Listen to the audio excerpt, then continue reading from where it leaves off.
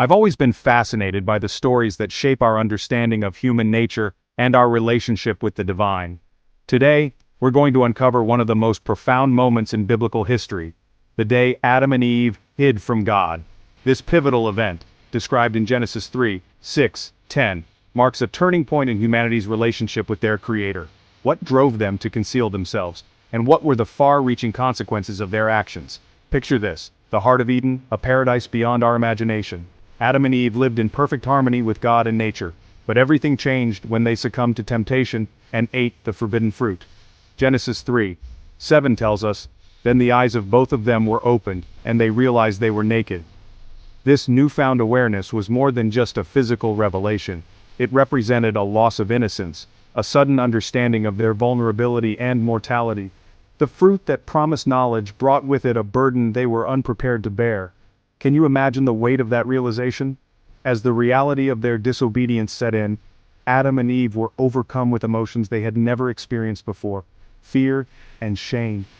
These powerful feelings drove them to hide from the very presence of God. Genesis 3:10 captures Adam's poignant response when God calls out to him, "I heard you in the garden and I was afraid because I was naked, so I hid." The intimate relationship they once enjoyed with their Creator was now tainted by guilt. This separation, later reflected upon in Isaiah 59, 2, became a chasm that would define the human condition for generations to come. Their instinct to cover themselves and hide reveals a fundamental change in their self-perception and their perception of God. But here's the thing that amazes me. Despite Adam and Eve's attempt to hide, God sought them out. This pursuit reveals a profound truth about the divine nature. Even in the face of human failure, God's love remains steadfast. We see not just judgment, but also mercy. God confronts their sin, yes, but he also provides for them. Genesis 3:21 tells us that God made garments of skin to clothe them, a powerful symbol of his care and the covering of their shame. This act of provision foreshadows a greater redemption to come. It shows us that even in moments of our deepest shame and fear, when we feel most unworthy and want nothing more than to hide, God seeks us out.